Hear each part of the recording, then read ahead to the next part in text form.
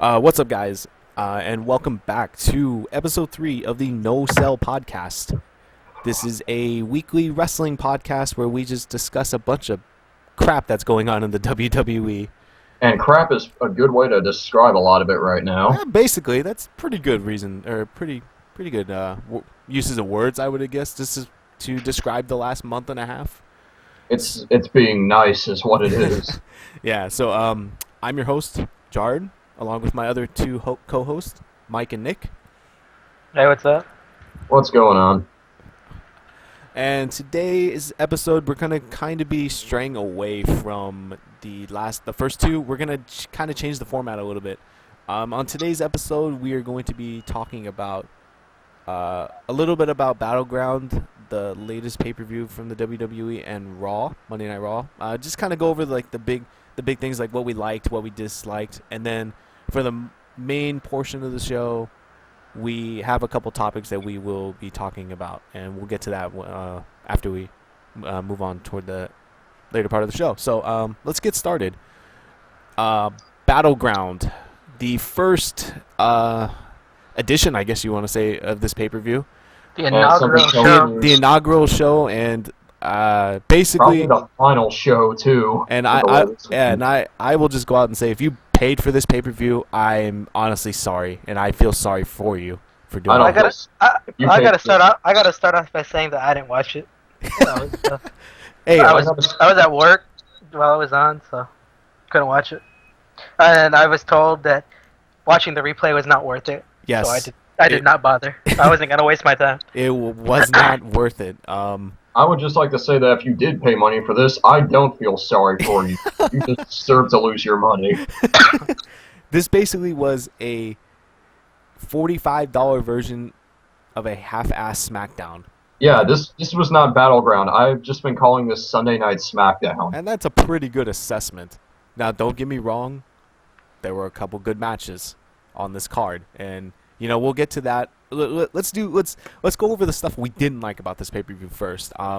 If you guys, if you guys didn't watch the pay-per-view or you're not really sure of the results, I'll just run down the results really quick. CM Punk beat Ryback. Alberto Del Rio defended his World Heavyweight Championship against RVD in a hardcore match. He won. Cody Rhodes and Goldust got their jobs back by defeating Seth Rollins and Roman Reigns. Curtis Axel defeated R-Truth for the Intercontinental title. Bray Wyatt defeated Kofi Kingston. AJ Lee defended her Divas Championship and defeated Brie Bella. The Real Americans defeated Santino and Great Khali. And my boy, Dolph Ziggler, won on the opening kickoff match. But we'll get to that. And then finally, the WWE Championship, the second match between Daniel Bryan and Randy Orton. Yeah, it ended in a no contest. A no finish. Yeah, a no finish. People paid $45 to get a SmackDown ending. Yeah. Is that how much pay-per-views are nowadays? Yeah, roughly, yeah. Wasn't it like $45? Something like that? 45 for regular and 55 if you want to see it in HD. Oh, God. Yeah. That's almost as much as I could have bought Beyond Two Souls for that. Jesus Christ. Anyways, so I guess let's just get over with the stuff we didn't like, and I'll start first, Nick, and then maybe you can chime in. God damn it. This Bray Wyatt and Kofi Kingston match I'm sorry. That match should have just been thrown off the card. It was filler. It was just a filler match, and I honestly I feel like they don't have anything for the Wyatt family. Like, they don't know what they're doing, and like the weird thing is Wyatt did like this crab walk that was kind of creepy. I didn't think he could bend that way for how big of a guy he is. Oh yeah, I've heard of that. I've heard of him doing that before, like at house shows and stuff. Yeah, it was kind of creepy, but like, I mean, adds to his aura. But I mean, it was just yeah, I wasn't. Yeah, it to me it just wasn't a good match. And then the other thing too is like the ending of the CM Punk Ryback match. Like, come on. Oh, God. CM Punk wins with a low blow. Like, I love CM Punk. Okay, my problem... like, this match was just all over the place in general. Like I said before, I was willing to give Punk and Ryback the benefit of the doubt. Ryback has definitely improved over the last year. Of course, yes. But this match for both guys, not just Ryback, but Punk also, it was just subpar, like all the way around. It feels like they were just going through all the motions. And then with that ending too, Punk wins with a low blow. That's it. That's not a fucking finish. That is the lead-in to a finish. Like at least hit him with a low blow and then hit him with a GTS or something. But Yeah. a low blow, So is that how it finished? He just like low blowed him and pinned him? Yep, yeah. basically. That was it. Yeah. The low blow Yeah. pin. Yeah, like I wasn't aware that has not been a proper finish to a match since like Ric Flair's day. I think. Like especially for the face to hit the low blow and get the win. Like Yeah. I was just like I know that Punk can do better. I know he can. Punk's one of the best workers, and I don't know, man. Maybe I just don't. I thought Ryback was improving. I really did, and maybe he just can't carry the load. I don't know. Like maybe they just don't have enough chemistry. I don't know. But they did have a match last year at Hell in the Cell, I think. I didn't watch it. I don't remember it, I should say. I actually did go back and watch that match for comparison's sake, and that match last year, it didn't last very long, but Ryback actually came off looking really good in that match. He looked like a beast. He was just hurling Punk's ass around that ring, hitting all his good power moves and stuff. He came out looking pretty good, actually. Wow. But then the way this match ended, he just gets in with a low blow, which I understand that's the way they want to keep the feud going. Oh, Punk wins in order to justify the feud going, but it wasn't a decisive victory. It wasn't a very clean win, and yada yada yada. Yeah, of course. Yeah. It was just like I don't know. I expected a lot more from CM Punk, to be honest. Yeah. But yeah, that match was really just disappointing. And then finally, like, I mean, I'm pretty sure. Like, I don't care. I didn't care for much of the other matches on the card. I was actually we were all right about the other predictions on the card, but the main event itself, like, all right, I understand there's no finish thing because they want to keep it going, but come on, man, like really, like. I'm legitimately surprised WWE didn't put out a fucking press release after this, just saying no, we have not rehired Vince Russo. Well, it was a TNA finish. I heard that the show, even with all the filler matches they had, that was like they didn't fill it up enough or something. Even with a power outage. That like there was a lot of time left, even when the main event like went on. Wow. With that power outage that happened. So I don't know what's going on. Oh god, if that was the case, I could have thought of. There's other wrestlers that were not on this card that should have been on this card. Yeah. Like, I easily could have thought of other matches to put on this card that they could have done, but I mean, I could save that for later. But yeah, like the finish, it was just like I understand for storyline reasons they, people are probably gonna disagree with me, but like I don't like this no finish thing. No, even for storyline like purposes, a pay-per-view should never end like this. This is a TV. This is a TV show ending. A pay-per-view, you should have a definitive finish because you're fucking paying money for it. Yeah, exactly. That's why Nick was saying like the whole, Sunday Night SmackDown, like it was just like, oh god, it was bad. Yeah, this is how you end a fucking episode of Raw or SmackDown, not a $45 or $55 pay-per-view that people are paying money to see. Yeah, cause like imagine like this finish. Okay, this is the finish for Raw. Like that would be a decent finish, and like leading into the pay-per-view, you'd be okay. Let's see what happens. But the pay-per-view. But you should never ever finish a pay-per-view. Exactly. You should never ever ever finish a pay-per-view like that. That is just god. That just literally just made me. Oh man. And you certainly don't want your fans to be leaving the arena yelling bullshit and refund. Yeah, exactly. That's another thing that's really. That really happened? Yes. Yeah. When Cole and them were leaving their announce booth and walking up to the ramp to get to backstage, yes, fans were chanting that. That I'm sure that wasn't aired though, was it? No. This was after everything was done. This was after everything was done. This was after they went off the air. Yeah, but it was okay. It was just bad. Okay, well. And it makes me wonder why they would do that finish too, considering I don't know if you guys remember reading this last time, but the last pay-per-view they had people calling the cable companies asking for refunds, and like they were actually getting them based off of the finish on the last pay-per-view. Based off of Brian winning off of potential of like really just a screw job in a sense, right? Yeah. Yeah, Was it people that are one or was it the not one before? saying It was one. It was one of the pay-per-views where people were like, "This is ridiculous," and like they are actually ended up receiving refunds You know, for I never their heard anything about that. purchase. Really, I'll have to link the news article. I might put it. Yeah, I'll send you the link. if you can find Maybe it, you could we'll link it put in it the in description. put it in the description so people could check it out. But Yeah. yeah, it's like I can't believe like they would finish a pay-per-view like this Yeah, with that finish, especially after what happened. Yeah.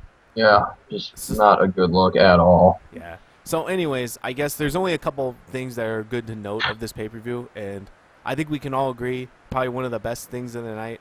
Well, I'll get to the best thing in the night in a second, Easily the best thing. But one of my best things in the night, Nick, and I know you like this too. Cesaro swung Great Khali.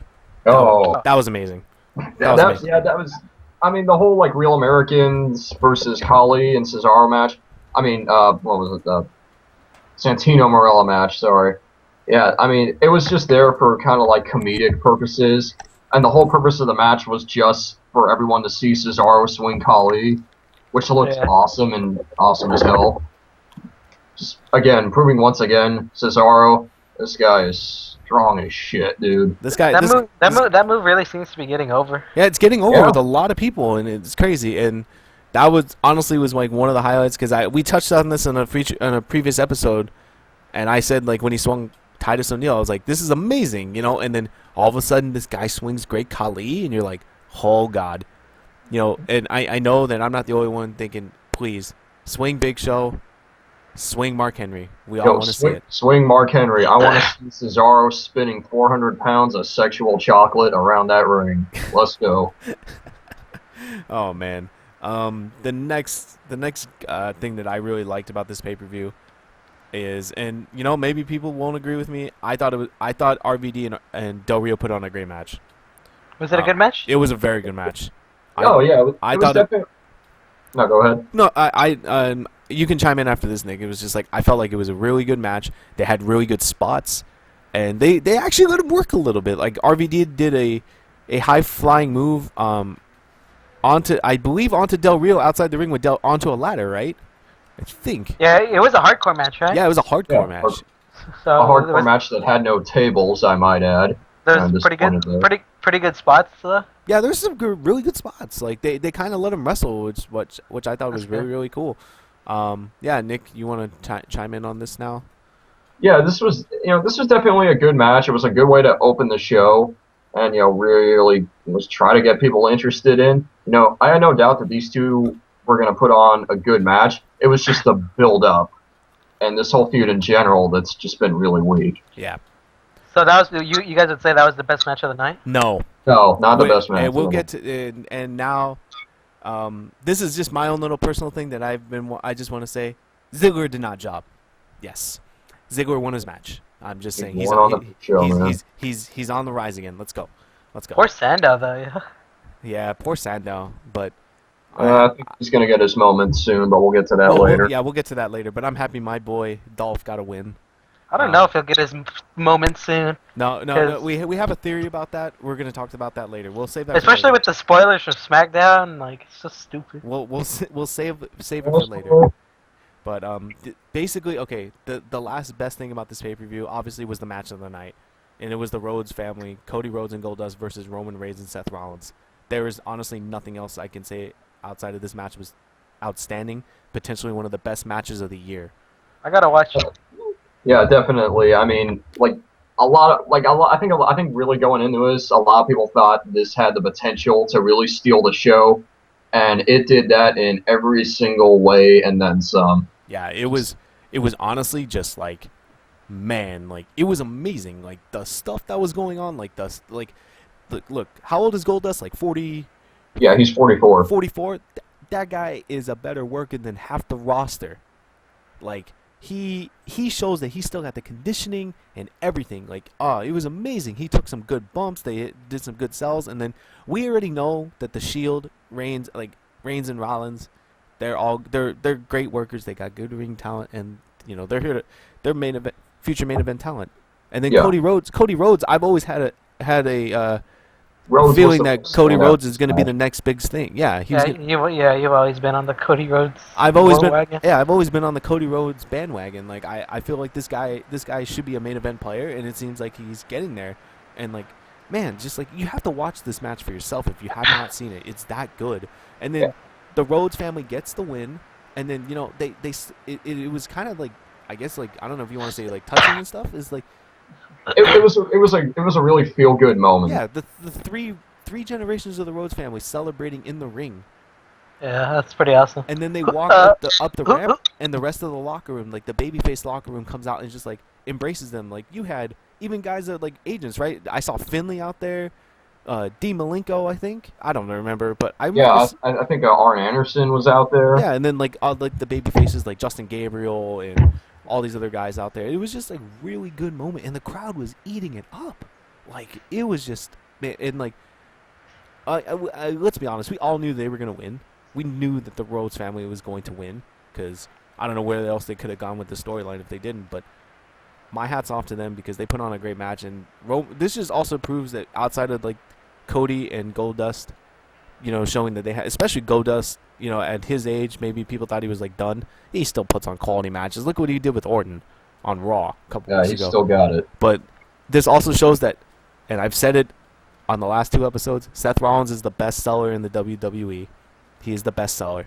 I honestly think Rollins and Ziggler need to have a match to determine who the best seller is. Yes, I would love to see this. I would love to see this, because I honestly think that it's a pretty close stretch between him and Ziggler, who the best seller is. Like, they're both just amazing. But yeah, if you haven't seen this match, like Mike, you said you didn't catch this. No, I didn't catch it. There's only one match to watch on this card, and this is it. Yeah. Alright, I'll check it out. I mean, you could watch the Del Rio match too, because that was really good. But yeah, this match stole the show for me. Like, just like, I mean, man, it was a, yeah. I mean, obviously it's a pay-per-view. This was a pay-per-view match. It was that good. Yeah, this is the match where people at least can feel like they got their money's worth. Yes, exactly. Yeah, this match was fantastic all around, both from a wrestling perspective and also just from a storytelling perspective. Like, even like an interaction going on outside of the ring between Dean Ambrose and Dusty Rhodes. Oh, Dusty Rhodes gave him the elbow. Yeah, he gave him the bionic elbow for old time's sake, which the crowd went nuts for. It was awesome. It was great to see him do that again. And then he hit Ambrose like with his belt or whatever, and just started like swinging it like a whip, and Ambrose was crawling back up the ramp, and it was just great to watch. And I do want to touch on this too before we move on, is when he hit him with the bionic elbow and he was walking up beating him with the belt, it looked like Roman Reigns was going to come and spear Dusty. Goldust came out and made a great sell of a dive to stop Reigns. Like, I don't know if you caught that, Nick, but he made a great move to put himself in front of Reigns, and it was an amazing sell by Reigns and everything. It was man, there's nothing much I get. This was top 3 best matches of the year in my opinion. I might have to watch it then. It was that good.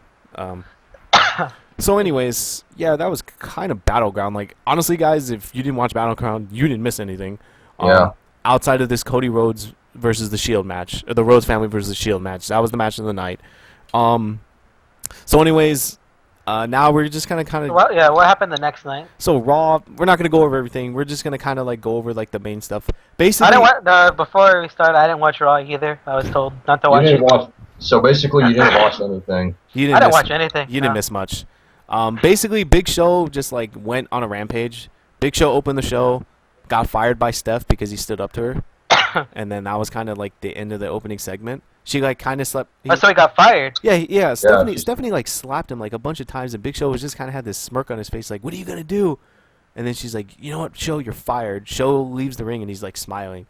So it's just whatever. But all right. So one of the things I did like about Raw, and like match wise, we had a rematch last night. I mean, we had a couple rematches from Battleground, but one of the rematches we had last night was the pre-show match of Ziggler and Sandow.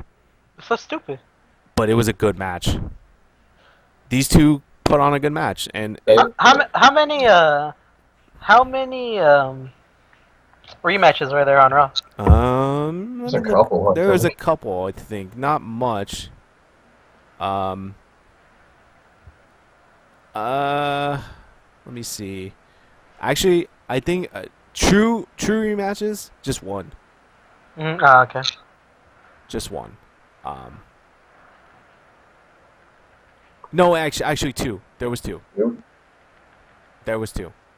Which were Um, besides. Sandow and Ziggler, and then Santino and Kali versus the Real Americans. Oh yeah. Which again, basically just another excuse for Cesaro to swing Collie around. Which was awesome, by the way. Oh, he did it again. Yeah, it was awesome. It was awesome. He did the same spot twice. Dude, Yeah. it was amazing. Like, So nice. We watched it twice. but yeah, hey, all I'm gonna say is I marked out a little bit because Ziggler won his second match in a row. Maybe he's on a roll. I'm just saying. No. He's still in the doghouse. He's still in the doghouse. But When you're beating Damian Sandow, that's not saying much. Sandow looks strong though. He looked like he had a ruthless aggression, if you will.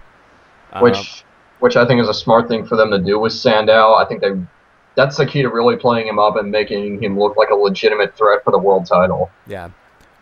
So anyways, we're gonna get to, well, that was one of my likes. Nick, did you have anything about Raw that like really stood out to you? Because I mean, I could run over the card for matches. Like there was a Divas match with Alicia Fox, Rosa Mendez, and Oksana versus Eva Marie, JoJo, and Natalia. No, I must say though, Eva Marie can actually wrestle. Really? Can she? She can wrestle. She had some good moves. I will put Really? that. Because from everything I read about that match, everybody said it was awful, especially because of Eva Marie. Like, she is not ready to be in the ring. I don't know. Maybe I'm just like not paying attention that much during it, but she seemed like she had a couple good spots. But honestly, I'm not a fan of a lot of them except Natalia. Natalia's still the best one, but they rarely used her in the match, so it was just a throwaway. El Matadores. Los Matadores. Matadores. They wrestled a wild Drew McIntyre. Wow, I haven't seen that guy in Raw in ages. And Jinder Mahal.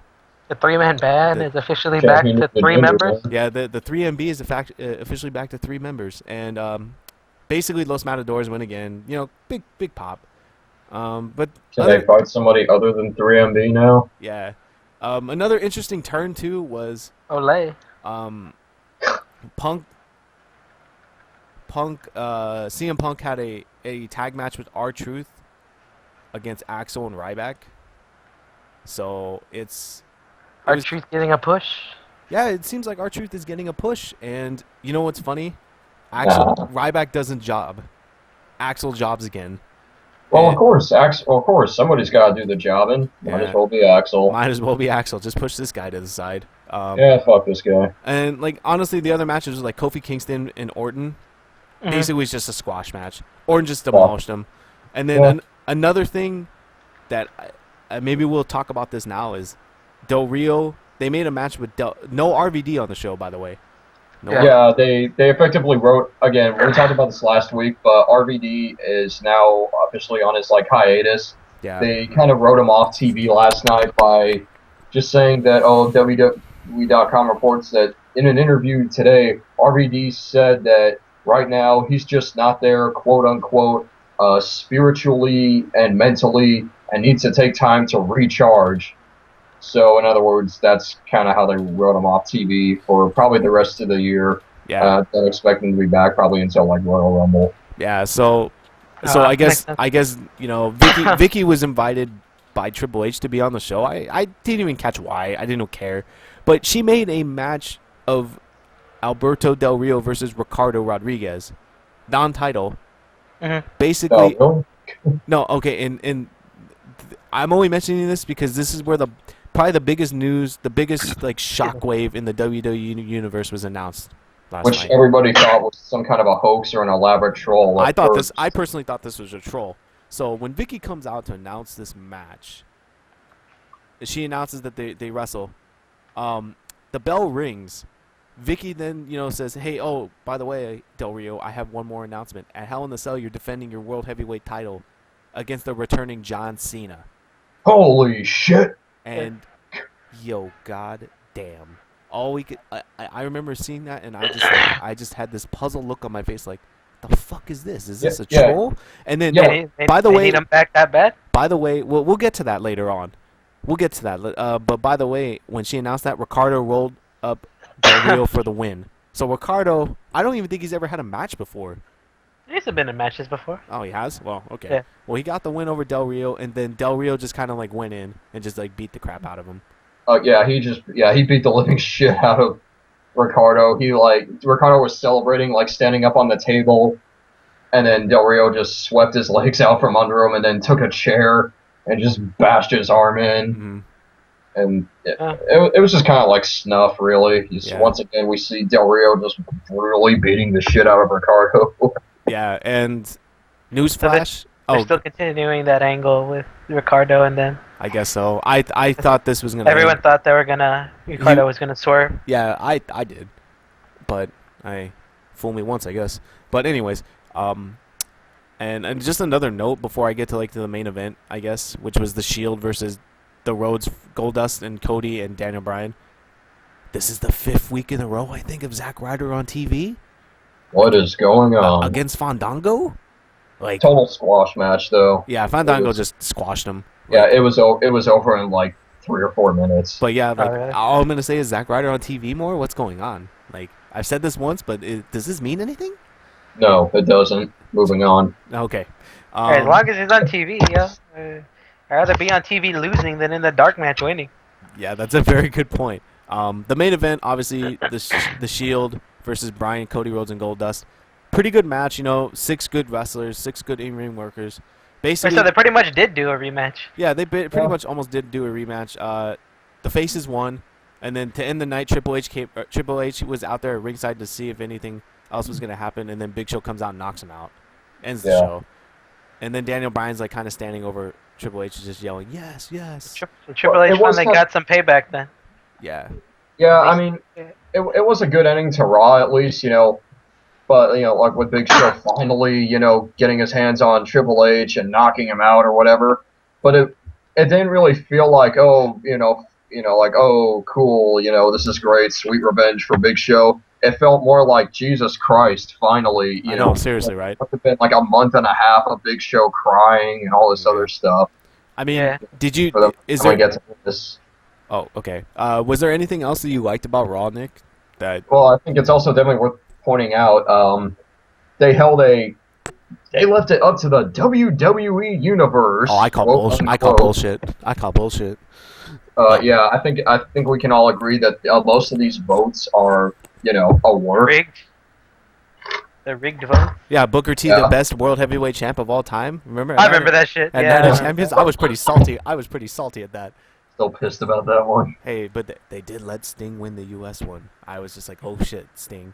But anyways, yeah. Go ahead, Nick. I'll let you explain this. But yeah, they decided that because of Brad Maddox's failure, as Stephanie put it, at Battleground, she decided to let him make it up to them and proving that he's still worth something. So he makes, Bryan versus Orton yet again for Hell in a Cell, but it's going to be a Hell in a Cell match, who'da thunk it, with a special guest referee that people are going to vote on. And there were 3 choices. The first was Booker T. The second was Bob Backlund, who went out there. Who was actually in the house. Yeah. Yeah, Bob Backlund was in the house. He then went out there, cut a promo, and sounded completely fucking insane, which was great. Hey, I would have voted for Bob Backlund. I'm just Bob saying. Backlund, he's supposed to sound insane. I'll vote Bob Backlund for president. Can't be in. Yeah, I'll vote Backlund for president. Let's go. Backlund 2016. Hall of Fame. I remember when he used to carry a dictionary everywhere. Oh, man. And then the last person to vote for was none other than HBK himself, Shawn Michaels. The Hard Trick Kid, Shawn Michaels, which I said back when this whole storyline angle started, because of his whole relationship with Triple H and the fact that he trained Daniel Bryan, they were going to bring him in at some point. And looks like what they did. Yep. So he won. Yeah, no shocker here. Michaels won with 70% of the vote, and now he's going to be the guest referee for the match, which could lead to a whole lot of different stuff that we're going to get into, actually. They just can't keep Shawn Michaels out of this shit. I thought he was good. He wanted to stay away. Yeah, but he just keeps coming back. Hey, just keeps. Well, it's not like they're putting in matches and putting him over other people. They're just bringing him back once in a while for appearances. Yeah, that just seems so weird. Bring back Kevin Nash. Yeah. You mean Botch Nash? Let's hope when he gets over Garwa, it doesn't tear a quad. Yeah, he'll tear a quad getting into the fucking Nah, ring. but nah. All jokes aside, I like Kevin Nash, man. Like that guy is one of my favorites ever.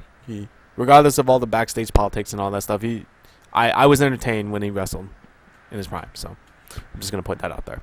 All right, Big Daddy Cool. Yeah. Big Daddy, cool Diesel. Big What do you sex. sound like Bane? Yeah. Victory has defeated you. You smell what the Bane is cooking.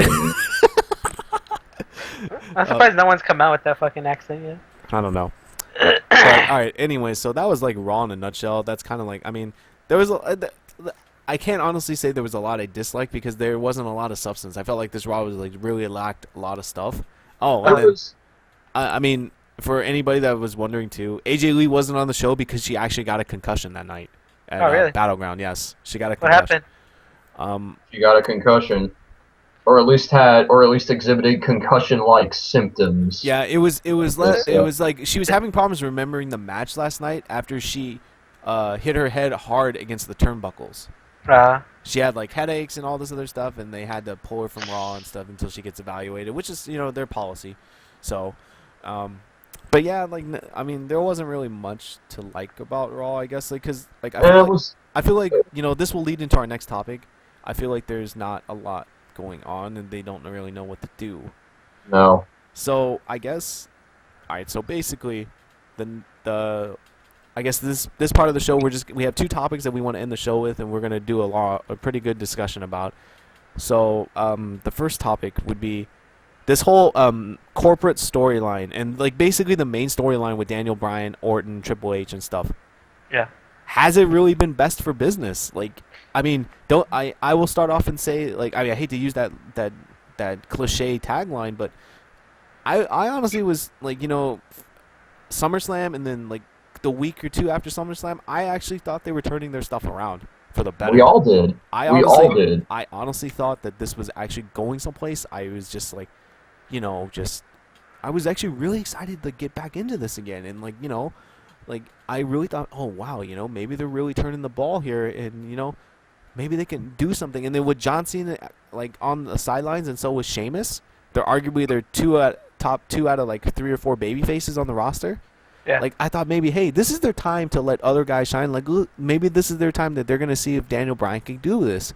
And then they still have CM Punk in the mix, and like there's so much possibilities, and this could also build the rest of the roster while their number one guy is out.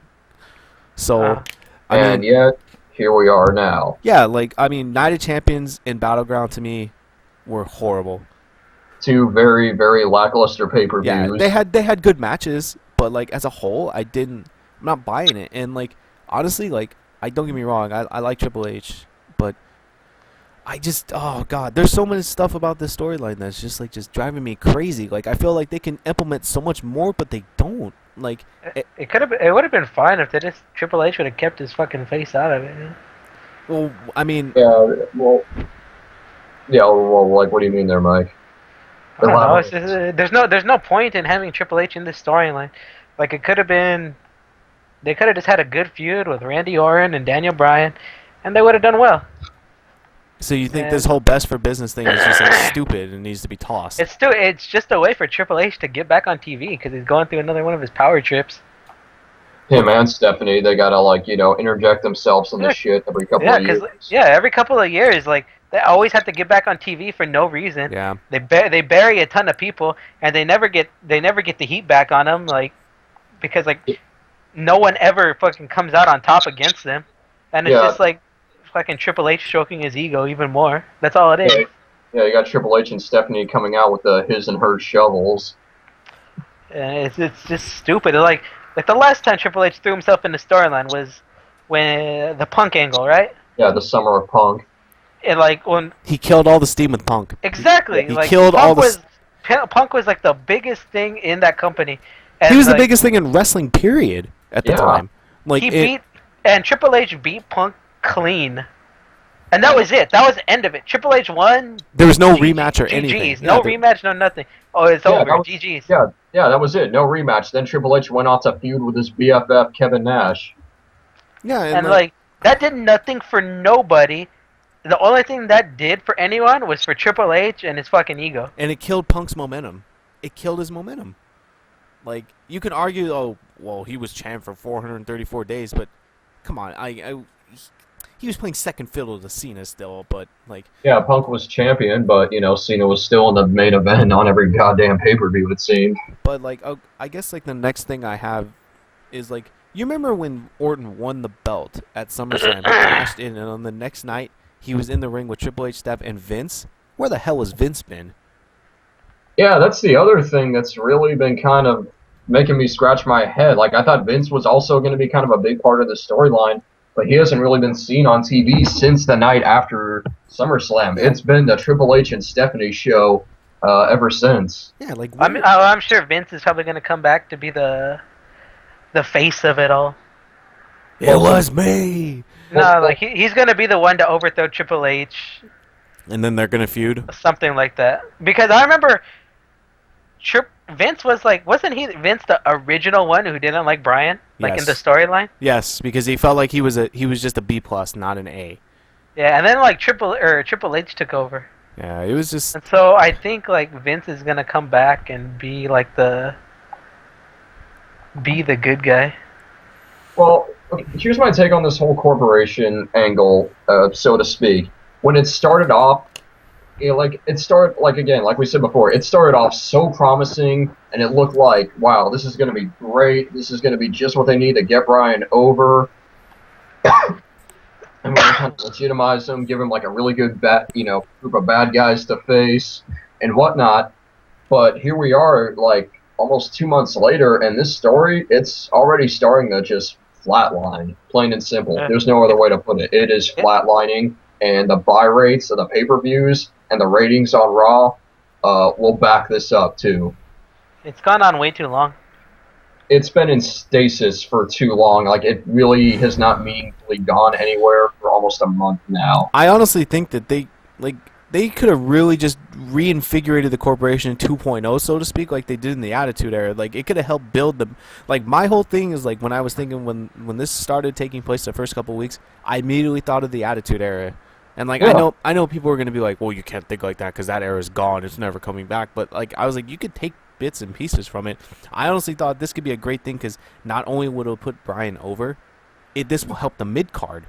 Yeah, it would have put a lot of other guys over too. And because that's where I think they have the biggest problem is the mid-card. mid-card? Yes.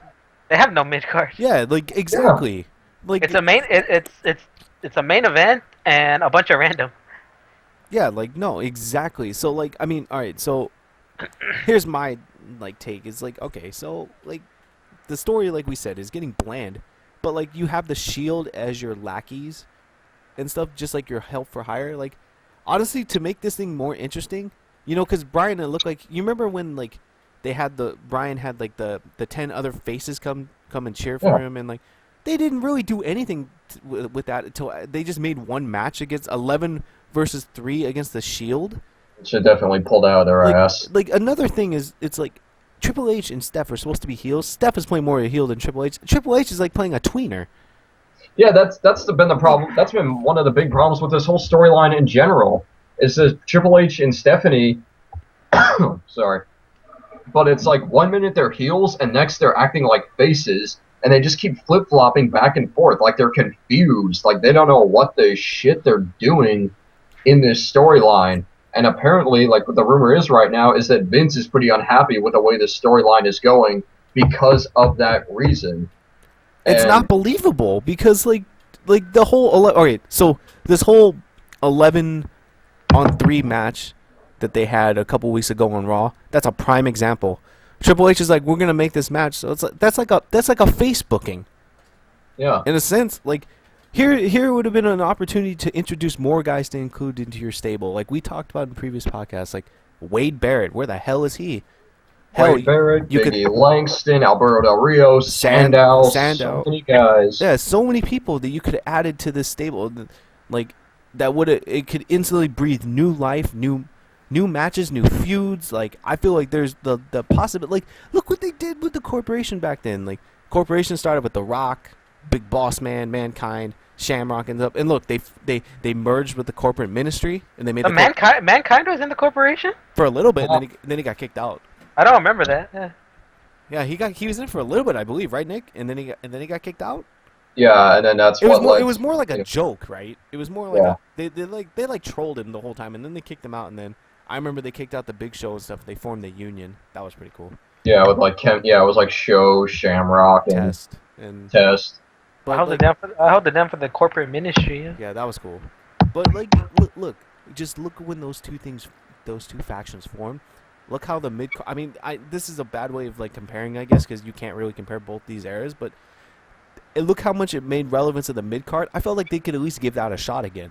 You know? Yeah. And because look, At least give the mid carders something to do. Yes, exactly. Like it was just like, man, like these guys are just like, oh god. Like I mean, I feel like there's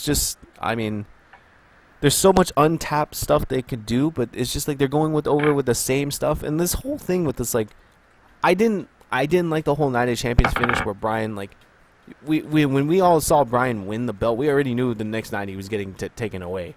Yeah. We already knew. But then Triple H is like, oh, I thought, Triple H was supposed to be a heel, so he would give it back to Orton. No. He's like, oh, it's going to be vacant because you didn't earn it. And then he got a pop for that. I'm like, dude, you're supposed to be heel. Give it back. Give it to Orton. I mean, that's the whole thing in general. Like, Triple H, he's supposed to be the fucking heel. He's supposed to be the bad guy. He's supposedly trying to be the new Vince. Act like it. Be the ruthless asshole. Instead, he's, like, still trying to get pops from the crowd and trying to be the nice guy now and again. And, again, I think that's just his own personal ego coming into play where it's like, oh, I still want people to cheer for me. I still want to be on TV. And it's like, no, dude. You're in that point of your career now. You're semi-retired. You gotta do, I'm gonna say it, you gotta do what's best for business. You gotta stop worrying about putting yourself over and start putting other people over. Plain and simple. Yeah, exactly. Mike, do you have anything to add before? I mean, I have a secondary follow-up question to this. No, go ahead. Go for it. Well, okay, so we kind of talked about, like, the corporation storyline in general. Yeah. What would you do to fix this? Is there a way to fix this storyline to make it relevant, to make people interested, or should they just get rid of this? I think what needs to happen is Vince needs to come back ASAP and act as the guy to go against Triple H. Like, have Vince finally sold on Bryan, and like have Vince working for Bryan, and Vince, not really Vince working for Bryan, but him like kind of endorsing Bryan. Yeah, saying like, oh, like after all he's seen, everything he's done, that he finally believes that Bryan can be the face of the WWE. Like, they just need something behind Bryan. They need someone like pushing for Bryan. Yeah, because he's the most over guy in the company right now. Yeah, and if you have like the main man like Vince, like endorsing him over Triple H, like I think that'll do a lot. And then you need to get Triple H out of it. Like he needs to be gone. He cannot be in this angle anymore. Get him off TV. Get him and Stephanie off. Well, that's the thing. Like, they're putting themselves like into the storyline, and you got to remember too. I guess a lot of the blame with like how lackluster this has really been lately. With 2 lackluster pay-per-views in a row. A lot of the blame could actually be thrown onto Stephanie McMahon, actually, because she is actually the head writer. Is she really? Yeah. Oh, Steph. Face pop. I'm sorry, listeners, that I didn't know that. I'm sorry, guys. Well, doesn't Vince have the final say though on what goes out? Of course. Yeah, Vince has the final say on stuff. But I mean, see, here's another thing that was interesting that we touched upon the Raw recap is that HBK is going to ref Orton and Daniel Bryan. I'm already calling HBK screws Daniel Bryan. There's going to be some kind of a screw job somewhere, I think. And Orton's going to walk out the champ. Like, I mean, I don't know where this is going to go, but, like, I mean, there's possible. Yeah, it's going to work. I think it's going to go all the way until the Rumble. Maybe even I can't see them dragging this out all the way until the Royal Rumble, especially between Bryan and Orton. There's no way. That's why I think, like, I mean, unless you honestly think maybe this whole throwing Shawn Michaels in is just like smoke and mirrors, and maybe there actually is going to be a clean finish. It could Because be a swerve, but I don't know. Like only time's gonna tell. But with like they're really desperate right now. Like especially with Hell in a Cell coming up. We know it's pretty obvious that Triple H is going to get back in the ring. Him and Show are going to have a match at Hell in a Cell. It's looking like, that's been rumored for a while. yeah, Does anyone want that match? no, I Yeah, sure as hell don't. Did Yeah, but anyone still- ever say they wanted to see Big Show and Triple H? Goddamn. Yeah, that's the other thing I'm wondering too. Yeah, that's what it's been building to storyline wise. But let me ask you something. What the fuck does that match do long term? Who does that help? It doesn't. What does that accomplish? See, like, Nothing. And this is another thing too. It's like, and this I can actually bring this up in the next question that we have, the next topic that we're gonna discuss. But like only time's gonna tell. Like, I feel like they could still turn the storyline around, but they need to start including more people into this, and bring fresh new stuff into it. Like every Raw now, it seems like the main event is like Brian's wrestling a member of the Shield. Yeah, it's Like, this exactly. It's such and Well, such. This is the Brian Shield. should be the No, main event. No, for which that. is fine. Like, and don't get me wrong, I love the Shield, but I can see why fans are like, "Oh man, this is getting boring. They're showing the same stuff. Why don't you just start implementing more people into the stable? Like freaking, like we said, Wade Barrett would be perfect. Sandow, like throw these guys in and see what they got. Like take a chance. Like, I mean, what does it hurt if it doesn't work out? It doesn't work out. But like, I mean, it's not like, I mean, most people now are probably just getting tired of seeing Brian versus a ex-member of the Shield every week, or a tag match. Yeah. They want to see something new, and like the Rhodes family is still kind of feuding with them too. So, look, on the babyface side now, it's like the three babyface sides. Like on Daniel Bryan's side, you have Daniel Bryan and the Rhodes family, and then like those other baby faces. Triple H side, we have Orton, Triple H, and then the Shield. Like, come on, you can add like. And I also said too, this whole CM Punk thing could have ended. Punk could have joined in the mix too, and Heyman could have joined Triple H with Ryback and Axel. Yeah. Like, Right. I honestly think that would make things 10 times more interesting than what it is right now.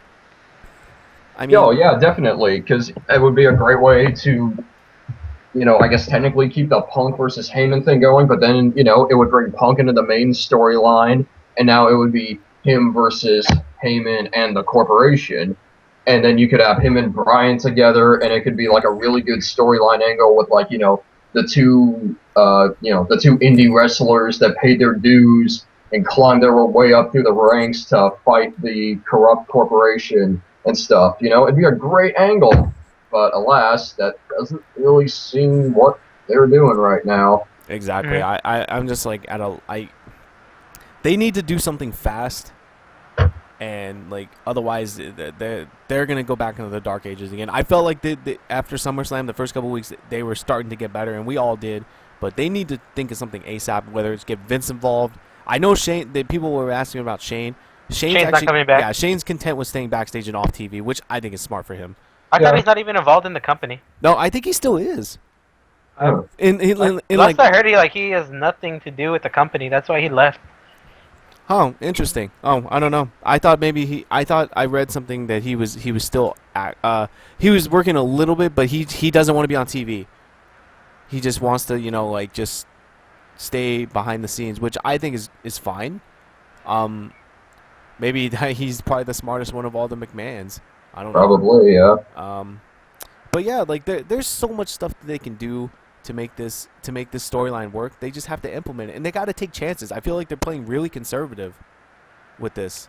Like, Yeah, they're just like there's no other way to put it. Right now, they're just twiddling their fucking thumbs. I don't think they know what they're really doing. yeah, no, Like they're literally just writing this up as they go along. yeah, I feel like they're just they're basically just waiting it out till Cena comes back.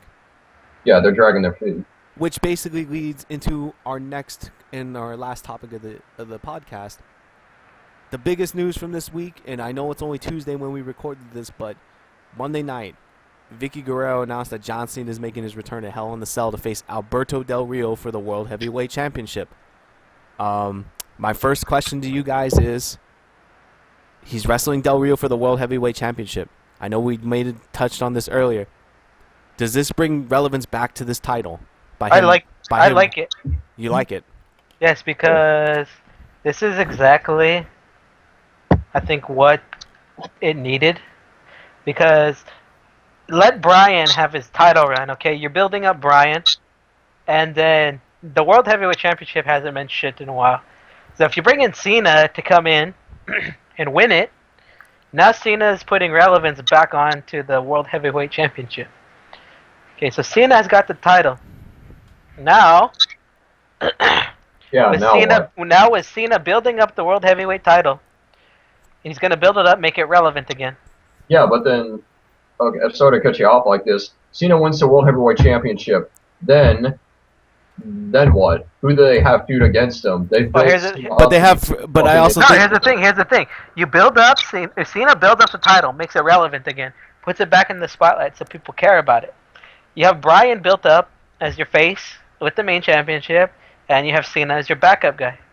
Then, if you're smart, this is the perfect time to bring in Sandow. You'd build up another massive superstar, especially if they really want to get behind him. And that's exactly something that Nick and I were discussing earlier before we started recording this podcast.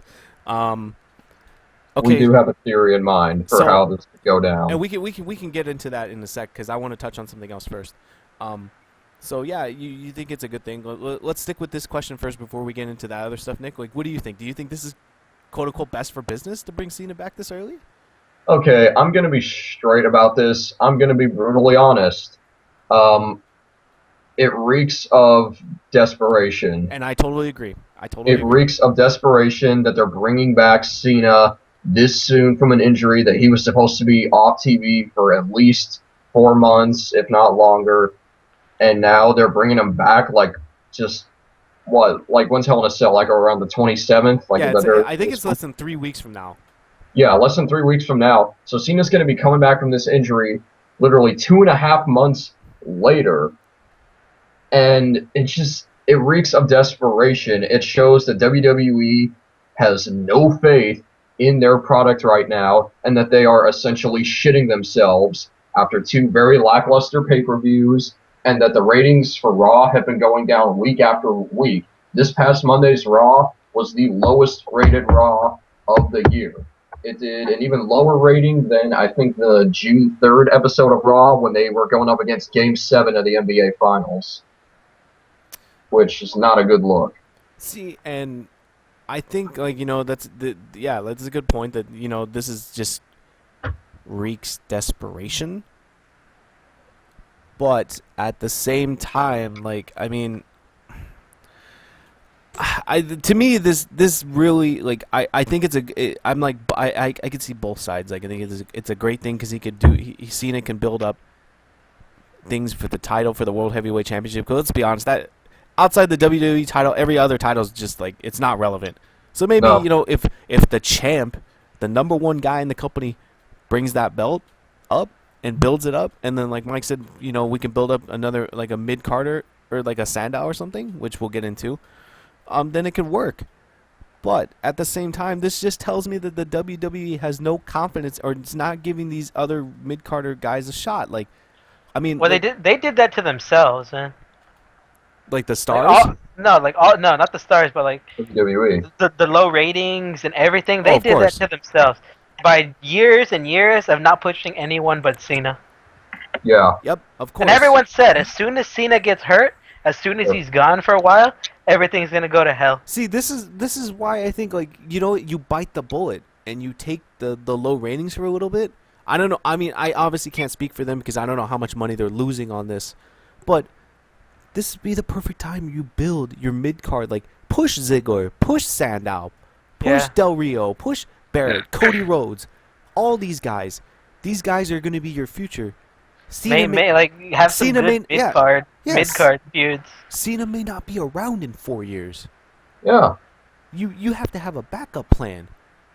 Yes, and you're gonna throw the strap on Orton. Orton's not getting any younger either.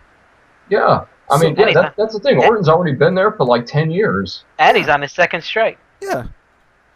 So I could see why they brought him back, but at the same time, they shot themselves in the foot for not doing it. But Okay, so the next part of this question that I have is like, obviously he got hurt. That we all saw how big his elbow was, the size of a freaking baseball, and he was gonna have surgery. They said he was gonna be out for almost 4 to 6 months. It's been only 2 months. I mean, he's Super Cena. He kicks out at 2 every time. Do Yeah, you even from do you injuries, he kicks out at 2. do you buy this injury being serious? And do you see when with him being returning at Hell in the Cell, is he going to be back for good, or is this like a temporary thing just to try and work some buy rate magic? I think he's back for good, but I think he's gonna work. Take it easy. His matches aren't gonna be like that intense. He's gonna be on some. So instead of seeing the 5 moves of Doom, we'll only see the 4 moves of Doom. I just think he's not gonna be doing too much crazy things. Not gonna be working too hard. I can What crazy shit did he do before exactly? 5 moves of doom, man. But yeah, like I'm not sold that this guy's well. It's 2 months into the off his surgery, but like only I don't think, way- by any means, I don't think he's 100%. Oh. There's no way. I give him 50% if that. I give him 50% if that. The only way he could be ready to go this soon is, plain and simple, because of they were giving him steroids or something to help him heal quicker. That's the only way I can see that, being like this. Otherwise, he is in no way going to be 100%. Yeah, and Well, I think he smash. knows that, but it's like Like See- this again, this is just a way. This is them going into damage control mode. This is them in panic mode. they don't This want to is take them- risks, and like sometimes you need to take risks. Like, look, like I mean, They just play everything too safe. yeah, like WCW took because they truly have no competition. That's another thing too. Is TNA's not pushing them, so they truly don't have any competition. But remember when WCW was actually getting ratings, and then Vince when actually WCW woke up one day, he's like, oh shit, you know. Yeah, when WCW was kicking WWE's ass in the ratings for like over a year. Like it was just like they're playing too conservative, but look, I mean I think he's back way too early. I still think that he should not be there, but I understand why. But Nick, see, I thought this could potentially only be a one-time thing, maybe just for buy rates, and like Nick and I discussed this. That's what I think it's going to end up being. It's going to be just something for some quick buy rates and for them to really add some star power to Hell in a Cell. Because they got to find a way to get people interested again. Otherwise, they're going to be in deep shit. Nick and I thought maybe if this is a one-time thing, he wrestles Del Rio. Okay, it's a short match. Del Rio targets his arm. Super Cena, oh my God, he overcomes the odds. Once again, he overcomes the odds, and wouldn't you know it, he wins the fucking World Heavyweight Championship. Pins Del Rio clean. Of course. Del Rio comes and attacks him, leaves him for dead. Sandow cashes. The end of Cena, the last we see of Cena until the Rumble. Yeah. Which probably not going to happen, but I think that would be a great thing because it would put instant heat on Sandow and make Sandow a star in a sense because he can. I'm sorry, Nick. I don't want to cut you off. Go ahead. No, I'll let you. Well, okay, fine. I will cut you off then. But yeah, it makes perfect sense.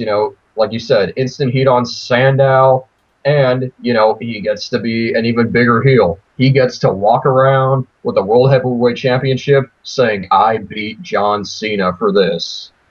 Yeah. And then you just go from there. And it would be and I think that's one thing that they could do with this. It could ultimately just be a way for them to get Sandow over. Yeah, and I totally agree. I mean, I don't know. That's kind of like our theory. It's far-fetched. I honestly don't see it happening. But, I mean, what do you think, Mike?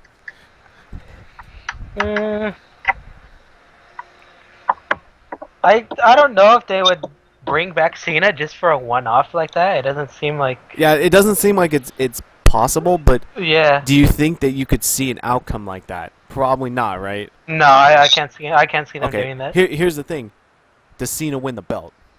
Yes. I think we can all agree Cena's probably going to walk out the champ, right? Yeah. Unless this is all like one giant troll or something. And he doesn't come out and it's like Rey Mysterio. And he's not coming out, and it's like and it's actually that'll be funny if it comes out instead of John Cena, it's Rey Mysterio. Even though Cena did tweet that he's coming back. Yeah. Oh, he did. He did tweet that he is coming back at Hell in the Cell stronger than ever. Alright. Because I was thinking, like, at first I was like, maybe they're just saying that, like, Like maybe whoever is like really fighting Del Rio, like it'll be revealed, but like this is all a setup. See, But I didn't believe that either, and then I saw on Twitter the freaking The champ is back. the champ himself tweeted, "I am coming back at Hell in a Cell." So that's like, I mean, I figured this was something we had to talk about because this is huge news. Huge news. We didn't expect to see this guy till the Royal Rumble, and this honestly definitely throws some stuff in the mix. I'm glad they stuck, at least with him coming back, they put him in the World Heavyweight title picture. Yeah, they didn't just automatically Because interject him into the WWE title. I don't want him to interfere with Brian. Brian deserves a shot at the top to see if he can at least carry the. yeah, Brian's earned his shot, Yeah, he's Yeah. earned it. Like, and this whole storyline has been screwing him over. I honestly hope too that this means that CM Punk can get involved too, because like he's in a stale area right now too, like. But I mean, I guess that's the only good call I guess that the WWE has right now that I can see is that they put Cena in the World Heavyweight title picture. I think that's good. That's good for the belt. It's good for Del Rio. He's wrestled Del Rio before, right? Yeah, they've wrestled before. Okay. But yeah, like I mean, now here's another question. He's coming back at Hell in the Cell. Does that mean are we gonna see him before, like in promos? Or No, I think He just I makes don't think I think he comes back at the pay-per-view, so people will buy it. So be like, oh, John Cena's coming back tonight. Yeah. If Cena really does come back and wrestle a Hell in a Cell, I don't expect him to be on TV leading up to it. I think it's going to be Del Rio pretty much carrying the feud until the match itself. That probably makes sense. It'll just be promos of Del Rio talking shit. Basically. Yeah. So I guess like to close out, I just have a couple other things like. Okay, I guess this can intertwine the two topics that we discussed. Like, where can you guys see these can you guys see these two storylines, like, helping the WWE in the next few months leading up to WrestleMania season? If they make some changes, can the WWE become relevant again? I guess, and like, bring back more interest.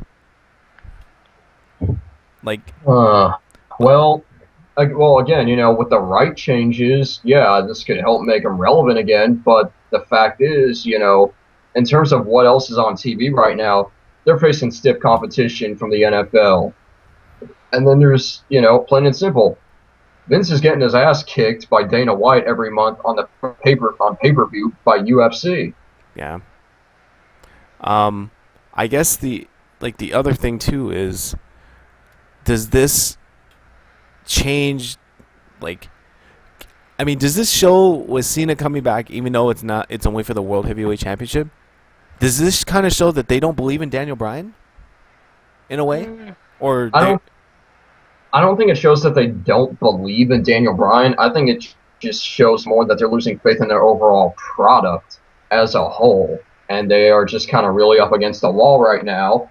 Although, admittedly, it's a wall that they put themselves up against. That's very, very, very true. We can all agree on that. But yeah, like I mean, I still think. Do you think Bryan walks out the champ at Hell in the Cell? Because I don't think he does. Because I still think my money is on him winning the Rumble. Bryan? Yes. Yeah, him winning the Rumble. And then him finally getting his big moment at WrestleMania, and then that's when he finally gets his legit title run. But the thing is, are they going to make the fans wait that long? Because the reason fans started tuning in and started showing some interest after SummerSlam, or at SummerSlam, is because they wanted to see Bryan have a legitimate run with the title, not him win the belt and then lose it 5 minutes later, or have him get stripped of it the next night. They want to see him have a legit run with it for a couple of months. Yeah. I mean, I don't know. Like my two guesses to win my two picks to win the Rumble were either Daniel Bryan or CM Punk. So, I mean, the way things are setting up for Hell in the Cell, it's setting up for Bryan to lose. I still think HBK is going to screw him. So that makes me wonder, where else is he going to... I mean, because honestly, after Hell in the Cell, I don't want to see Orton and Bryan again. Yeah, this has to stop. Yeah, the feud with Bryan and Orton, it's run its course. This is going to go. Yeah. This is going to the third fucking pay-per-view now that these two guys are main eventing. It has to end at Hell in a Cell, plain and simple. And then they got to figure out what to do next. They got to move these two guys onto something else. Yeah, see, because like I felt like it's Brian is gonna get screwed by HBK, and for some strange reason I think at Survivor Series there's gonna be like I think people could already predict this. There's gonna be a Triple H team versus a Brian team. Yeah. What did he even do with Orton though? Yeah, like the next thing is like Orton's the champ, but who do you feud him with? The only logical choice right now is CM Punk. Yeah, that's about the only person they So can. that means Punk's whole feud, because I think at Hell in the Cell they're gonna give us another rematch. I think we're gonna probably see Punk and Ryback again in the Hell in the Cell or something, and that hopefully ends this. I don't think that feud ends until Punk beats Lesnar. Oh God, we have to wait till WrestleMania for this. I seriously. The rumor still is right now is that Lesnar will be back before WrestleMania. There's a lot of talk right now that he might actually be back at the Royal Rumble. My money's on the Rumble because that is one of their biggest pay-per-views of the year. So they need all the star power because that literally kicks off WrestleMania season. So so more than likely my money is on him returning there. But like because I see this feud going because he's the only one of the crew that Punk technically hasn't beaten yet. Yes, that's very true. And he's like the final boss of like the whole thing. So does that mean that this feud is going to continue? So let's say Brian loses and gets screwed over and he ends up like trying to feud with Triple H and stuff. What the hell does Orton do? Because if they keep going Orton versus Bryan for the next few months, dude, they're done. Pack it up. Yeah, I don't even want to. These guys are they're good wrestlers, especially Bryan. Bryan's easily probably the best, probably the best wrestler. Not just in WWE, but possibly in the world right now. But fact is, we're just fucking sick of seeing Bryan and Orton again. Blandy Orton. Not just the matches that they've had, in the last, on the last two pay-per-views, but the matches they've had, this year in general. All the times they fought, during in the early summer as well, and it's just getting stale.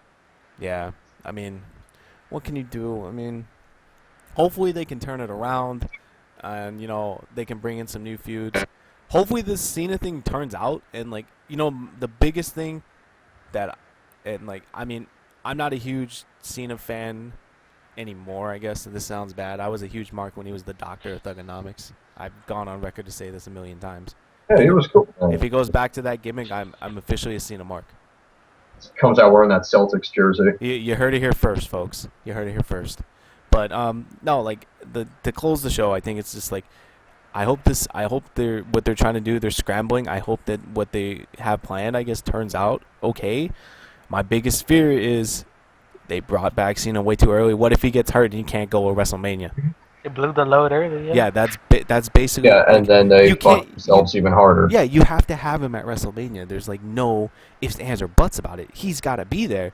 So yeah, even I say he has to be at the Rumble. So you cannot take any chances. So obviously, we all think that this match against Del Rio is not going to be very, very long. He's not going to take any heavy bumps. But still, at the same time, they got to be concerned because one thing, if he goes down and he's out past WrestleMania, they're done. Pack it up. I'm serious. They're done. They would bring back someone. They would bring back. God, Vince would be on the phone trying to pull an Austin to come back. Vince will be fucking calling up Batista. Yo, where's DDP? You'll have them calling The Rock. You'll have them calling anyone and everyone. Yeah, he'll be calling Rock, Batista. Vince will call the fucking Ultimate Warrior back, man. Oh God. He'll pay for fucking Sting versus Undertaker. I bet if that would happen. Dude, no, I guarantee you, and he will throw as much money as he can at Sting, and Sting would take it. Oh yeah. All right. That's another topic for another show. Yeah, that's another topic. I think we kind of run our course, but I just want to say, for the record, what is your odds? What is your percentage odds that Sting wrestles Undertaker at WrestleMania? I think it's 60% chance that it's gonna happen. Dude, that's the percent chance it's gonna happen. Yes, 60%. This year? Yeah, at WrestleMania 30, I think it's a 60% chance that I honestly think, with them throwing his name out there at Night of Champions in the poll. Me, 5%. Dang. I want to say Less than 5. Less than 5. So you give it basically no shot this happens. I give it no shot in hell. Yeah. That's just all wishful thinking. I I honestly. want All right, go ahead, Nick. me being like this is me being optimistic here. I want to say maybe around 45 to 50%, give or take, Damn, that it happens. I'm overshooting this then. No, Yeah. but I honestly think this is going to happen because look, That match is never gonna happen. Yeah. I honestly this is going to happen. This is going to be Taker's last WrestleMania potentially. Sting doesn't have much left in the tank. This is going to be their chance to ride out into the sunset with at least with Sting's biggest payout of his career. Yeah, and these two at least going out, giving people the match that people wanted to see for years. Yeah. So, anyways, that's going to do it for episode 3 of the podcast, guys. You can follow us at the No Sell Show on Twitter. We also have our individual Twitters on the description page. We should be back sometime next week with episode 4, depending on when we wanted to record this. I don't know when, but yeah. So I hope you guys enjoy the episode. Please like, share, and subscribe to our channel. And comment. Please give some feedback. Yes, other than just actual feedback, not just being like gay. Yeah, give us some feedback. What you guys like to see for future episodes? I mean, maybe we've talked about doing podcasts about certain shows. Like we even had a thought about maybe doing a podcast based off of like some of the worst matches we've ever seen in wrestling, or maybe even like the Attitude Era or the Invasion angle, stuff like that. If you guys want to see an angle or a topic that want to be discussed on our show, please let us know in the comments. Hit us up on Twitter, whatever. So yeah, thank you guys for tuning in. This is Jared signing off. Mike, Nick, you have any parting words for the audience? No. Catch you guys next week. Steve Blackman for Hall of Fame 2014. Yo, when's Buff Bagwell? That's what I'm saying. When's Never. Buff? Who Well, I'm better? gonna go watch some China movies. Yeah. Oh God damn it, Mike. Dude, no, we oh man, One Night in China. Oh Jesus. Ugh. Okay. Yeah. All right, that's it. That's it. All right, see you And guys. we're done. See you guys next week. All right. All right, peace.